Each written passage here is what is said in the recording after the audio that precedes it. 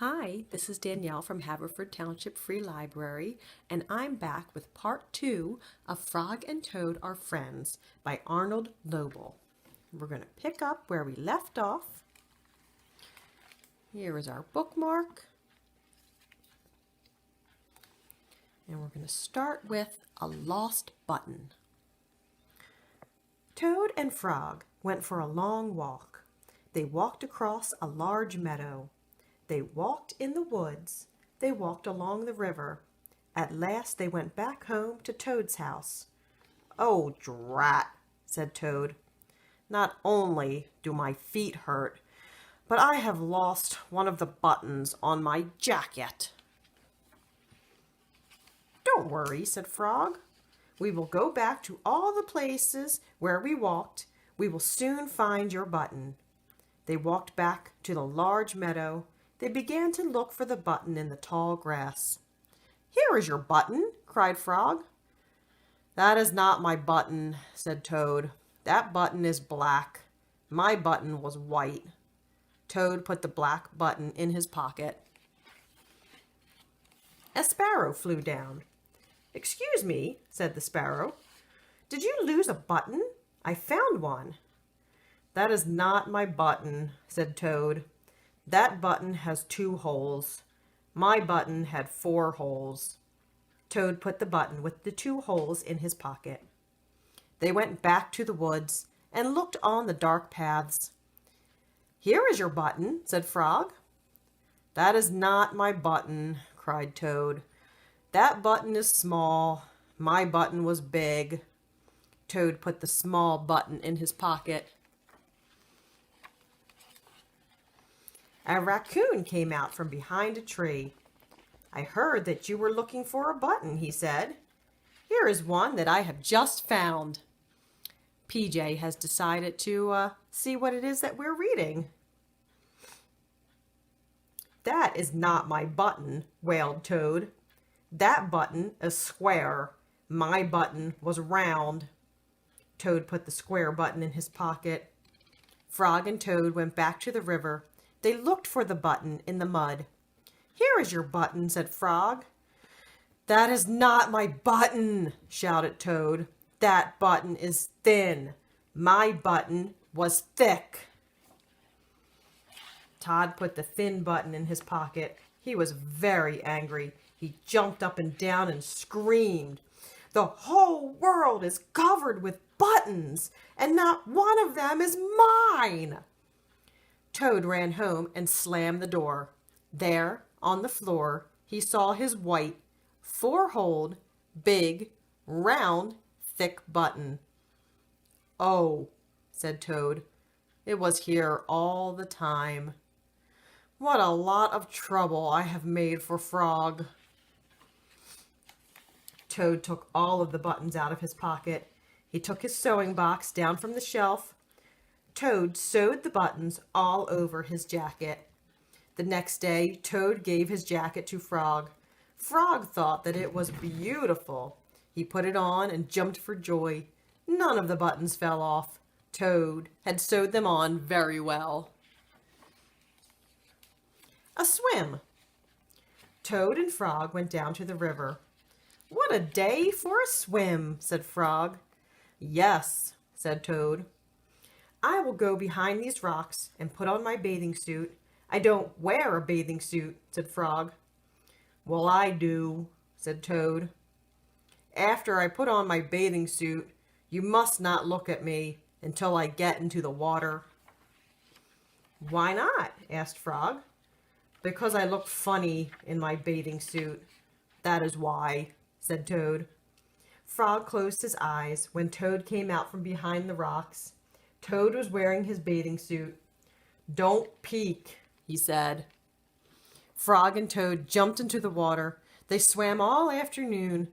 Frog swam fast and made big splashes. Toad swam slowly and made smaller splashes. A turtle came along the riverbank. "Frog, tell that turtle to go away," said Toad.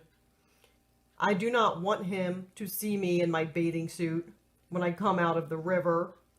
Frog swam over to the turtle. "Turtle," said Frog, You will have to go away." "Why should I?" asked the turtle. "Because Toad thinks that he looks funny in his bathing suit, and he does not want you to see him," said Frog. Some lizards were sitting nearby.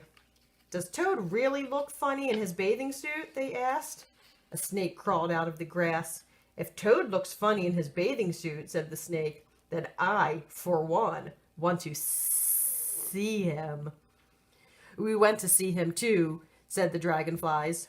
"Me too," said a field mouse. "I have not seen anything funny in a long time." Frog swam back to Toad. "I am sorry, Toad," he said. "Everyone wants to see how you will look." "Then I will stay right here until they go away," said Toad. The turtle and the lizards and the snake and the dragonflies and the field mouse all sat on the riverbank. They waited for Toad to come out of the water. "Please," cried Frog, "please go away." But no one went away. Toad was getting colder and colder. He was beginning to shiver and sneeze. "I will have to come out of the water," said Toad. "I am catching a cold." Toad climbed out of the river. The water dripped out of his bathing suit and down onto his feet. The turtle laughed. The lizards laughed. The snake laughed. The field mouse laughed. And Frog laughed. "What are you laughing at, Frog?" said Toad. "I am laughing at you, Toad," said Frog, "because you do look funny in your bathing suit." "Of course I do," said Toad. Then he picked up his clothes and went home. The letter. Toad was sitting on his front porch. Frog came along and said, What is the matter, Toad? You are looking sad." "Yes," said Toad, "this is my sad time of day. It is the time when I wait for the mail to come. It always makes me very unhappy." "Why is that?" asked Frog. "Because I never get any mail," said Toad. "Not ever?" asked Frog. "No, never," said Toad. "No one has ever sent me a letter. Every day my mailbox is empty. That is why waiting for the mail is a sad time for me." Frog and Toad sat on the porch, feeling sad together.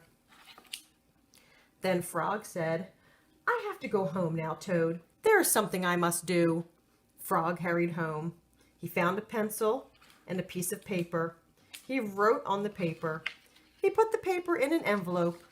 On the envelope he wrote, "A letter for Toad." Frog ran out of his house. He saw a snail that he knew. "Snail," said Frog, "please take this letter to Toad's house and put it in his mailbox." "Sure," said the snail, "right away." Then Frog ran back to Toad's house. Toad was in bed, taking a nap. "Toad," said Frog, "I think you should get up and wait for the mail some more." "No," said Toad, "I am tired of waiting for the mail."